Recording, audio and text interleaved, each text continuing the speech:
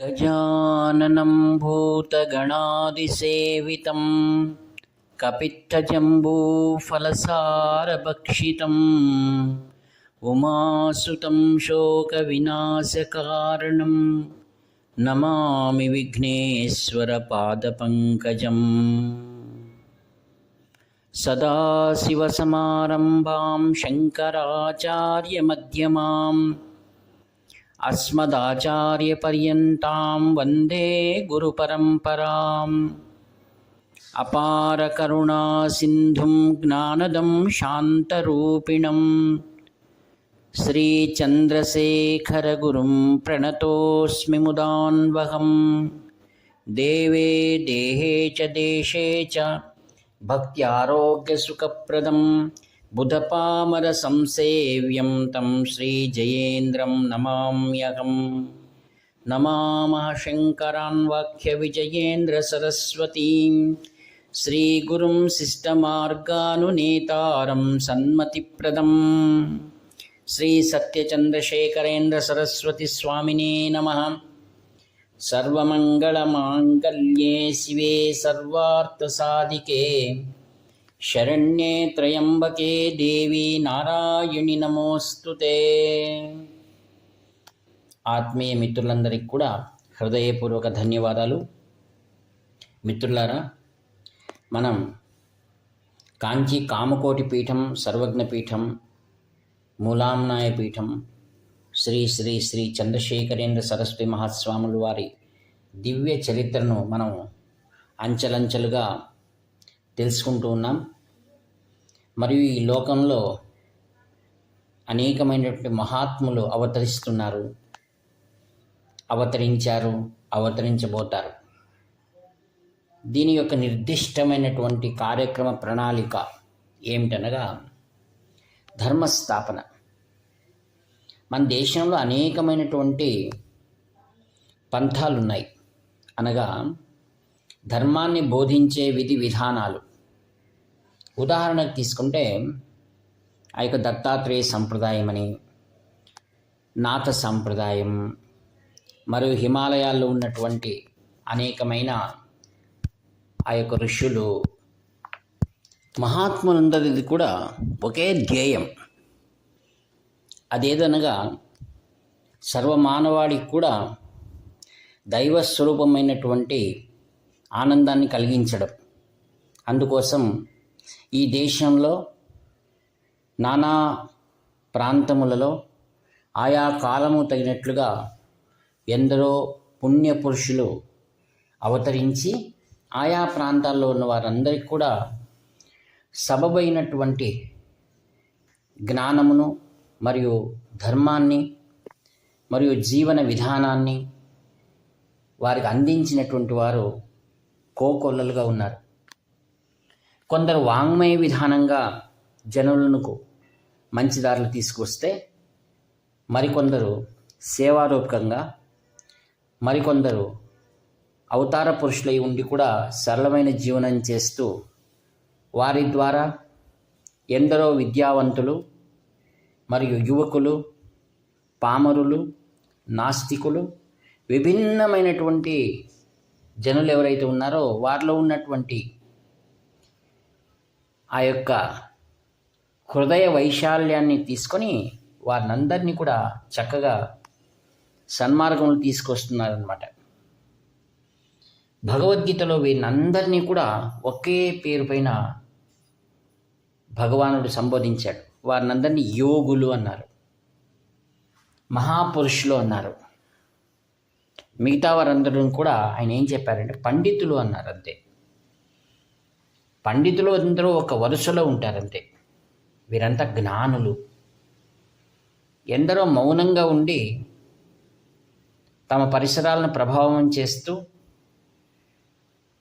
తన వద్దకు వచ్చేటి వారందరికీ కూడా సత్యమైన మార్గాన్ని చూపించారు. వారిలో మనం ఇంతవరకు కూడా శ్రీ సత్యసాయి వారి గురించి మనం చర్చిస్తున్నాం. ఆత్మీయులారా, ఒకసారి ఆయా ప్రాంతాలను మనం జ్ఞాపకం చేసుకుంటే శ్రీ సత్యసాయి అవతరించినటువంటి ప్రదేశం రాయలసీమ, కుగ్రామం.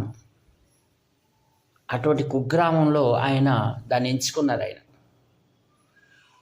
అది పుట్టపర్తి, చిన్న నది అక్కడ ప్రవహిస్తుంది. ఈ ప్రాంతాలన్నీ మేము పుట్టి పెరిగిన ప్రదేశాలే. పుట్టపర్తికి చాలా దగ్గరలోనే కొత్త చెరువు, ఇవన్నీ కూడా మా బంధువుల ఇళ్ళు. అనేక మార్లు వెళ్ళాం. అప్పట్లో మేము బాల్యంలో ఉన్నప్పుడు మాకు ఈ విషయాలు తెలియవు. ఇంకా ముందుకు వెళ్తే మా చిన్నాన్నగారు వీరందరూ కూడా ఉరవకొండలో ఉన్నప్పుడు శ్రీ సత్యసాయి వారిని బాగా ఎరుగుదురు. అనగా వారిని యథావిధిగా అలా వీధిలో నడుచుకుంటూ వెళ్తుంటే ఈయన సామాన్య మానవుడని అనుకున్న వారు ఎందరో ఉన్నారు.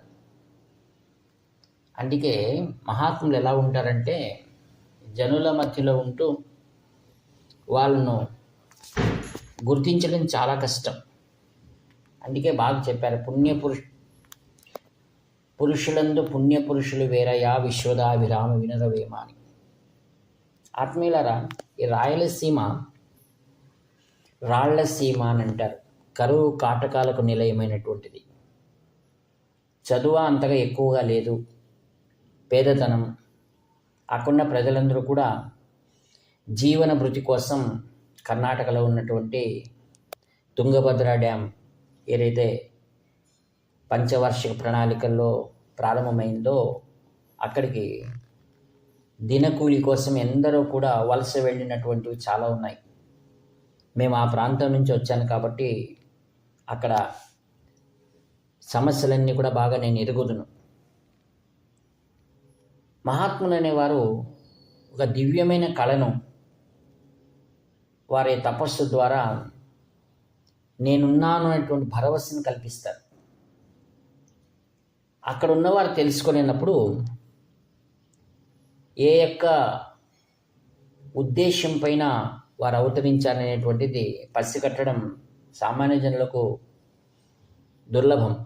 అందుకే వారు ఏం చేశారంటే నూతన విధానం ఏంటి, విదేశాల్లో ఉన్న వారిని అక్కడ వారి స్వప్నంలో కనపడం, తాను ప్రత్యక్షంగా వెళ్ళకున్నా వారిని అందరినీ కూడా గొప్పదైన దైవిక అనుభూతులను వారు కలిగించారు.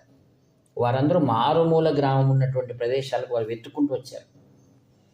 ఎందరో పెద్ద పెద్ద ఉద్యోగాల్లో ఉన్నవారు, గౌరవనీయమైన పదవుల్లో ఉన్నటువంటి వారు, రాజులు, రాజవంశీకులు, ఒక్కటేమిటి ఎంతో సుశిక్షితులైనటువంటి తాము బాగా పండితులని, బాగా చదువుకున్నామని, అంతకే మాకు తెలిసిపోయింది అనేటువంటి వారందరూ కూడా తమ ఈతి బాధలను, అనగా ఆరోగ్య సమస్యలనండి, ఆర్థిక సమస్యలనండి, దీర్ఘకాలిక వ్యాధులనండి, అవి వారికి సంక్రమించినప్పుడు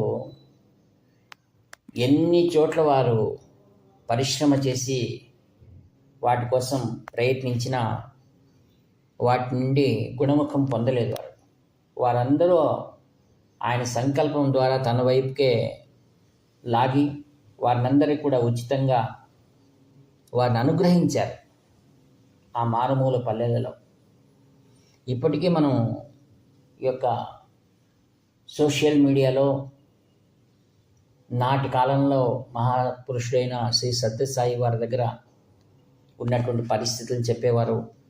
మరియు ఆ కాలంలో వారిని ఆయన విధంగా అనేకమైనటువంటి బాధల నుండి విముక్తి చేసిన వారిని, మరియు మృత్యు నుండి కాపాడినటువంటి సంఘటనలను ఇప్పటికీ మనం వింటుంటాం. అది వారి ప్రత్యక్ష అనుభవాలు. అందులో గొప్పవారైన అనేక దూర ప్రాంతాల నుండి వచ్చిన వారు ఉన్నారు. వారిని అందరినీ చూసినప్పుడు రాయలసీమ ప్రాంత ప్రజలు ఆశ్చర్యపోయారు. అందుకే ఒక సామెత ఉంది కన్నడ భాషలో, మనే హిందేర్తకంతాదు మద్దల్లా అని. అంటే పెరటి చెట్లో ఉన్నటువంటిది అది మూలిక అని మనం తెలుసుకోలేమని. అందుకే మహాత్ముల యొక్క అవతారణ చాలా ఆశ్చర్యంగా ఉంటుంది. వారు ఆ విధంగా ప్రకటించబడరు సులభంగా. శ్రీ సత్యసాయి యొక్క జన్మ వృత్తాంతాన్నంతటినీ అనేకమైన గ్రంథాలు ఉన్నాయి, ఇతిహాసకారులు రాశారు, ఇంకా రాస్తూనే ఉన్నారు. అవన్నీ మనం ఒక పక్కన దీర్ఘమైన చరిత్రను మనం దాంట్లో తొంగి చూడకుండా కేవలం వారి యొక్క అవతారం ఏమిటి, ఉద్దేశ్యం, దేవాలయాలు జీర్ణోద్ధారం చేశారు, సత్సంగాలు చేయించారు. మానవునిలో ఆనందం అనేది ఎక్కడ ఉన్నది, తనలోనే ఉన్నది అనేటువంటి పరిచయాన్ని చాలా సులభంగా చేసిన మహాపురుషుడు శ్రీ సత్యసాయి. నేను ఫోటోలో చూశాను, ద ఓషన్ ఆఫ్ లవ్ అని. ప్రేమ, దయ, ప్రేమ దయ ధర్మానికి మూలం. యుగంలో మనం ఎంతోమందిని చూస్తున్నాం, మన అదృష్టం అంది. వీళ్ళందరినీ మనం చూసాం కదా ఈ కళ్ళతో. నాడు కృష్ణ భగవాను చూడలేదు, శ్రీరాముని చూడలేదు, మానవులు వారు కూడా.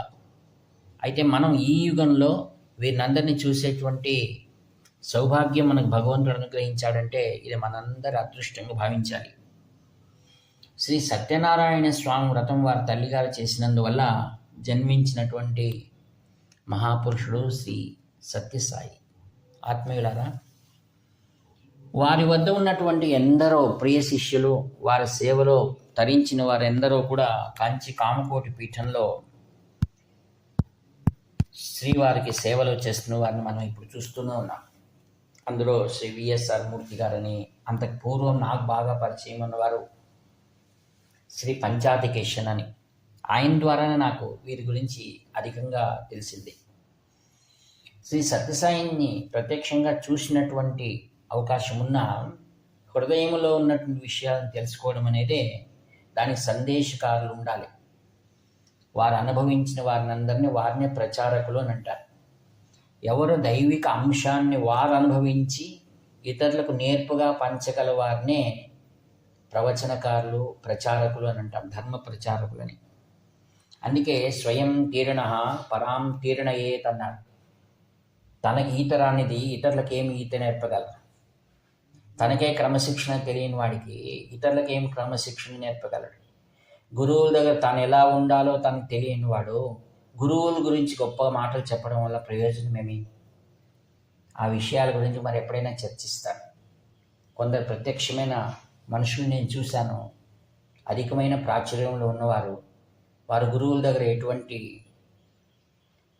అతిక్రమించి ఎలా వాళ్ళ నడత ఉన్నది అని చెప్తే మీకు దిగ్భ్రాంతి కలుగుతుంది. వీరా అలా ప్రవర్తించారా అని అనిపిస్తుంది.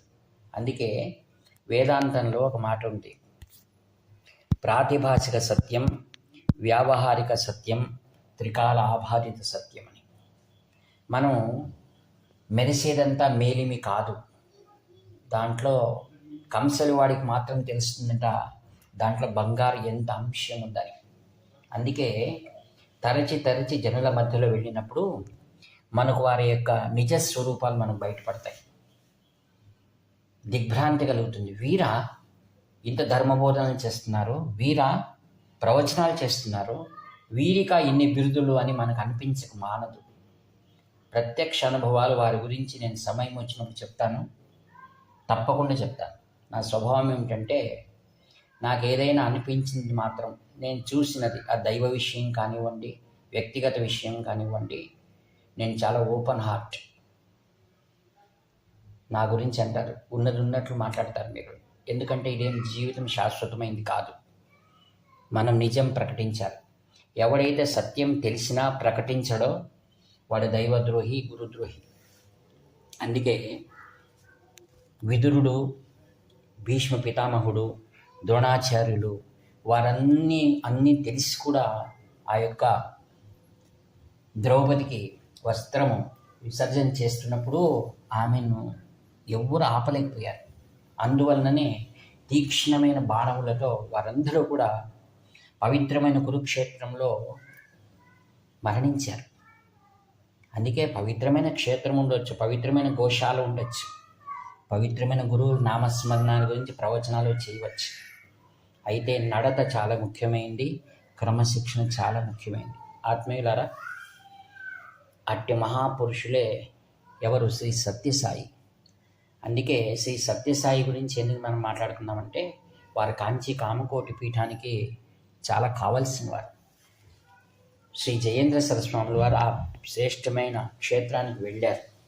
శ్రీ శంకర విజయేంద్ర సరస్వాములు వారు తమ గురుదేవులు వెళ్ళిన ప్రదేశాన్ని గురించి చాలా ముచ్చటించారు. అనేక విషయాల ముందు చర్చిస్తాం. ఇట్లా మీ ప్రియతమ మిత్రుడు నివర్తి నాగభూషణ శర్మ 7483229249. హర హర శంకర, జయ జయ శంకర.